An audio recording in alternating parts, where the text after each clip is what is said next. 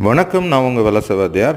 நாம் எங்கே இருக்கோம்னு பார்த்தீங்கன்னா, தாண்டிக்குடி பாலமுருகன் கோவிலில் இருக்கிறோம். தாண்டிக்குடி பன்றிமலையிலேருந்து பண்ணக்காடு போகிற வழியில் கொடைக்கானல் மலையில் அமைஞ்சிருக்கு. உங்களுக்கு வாய்ப்பு கிடைச்சா நீங்கள் கட்டாயம் போய் பார்க்கணும்.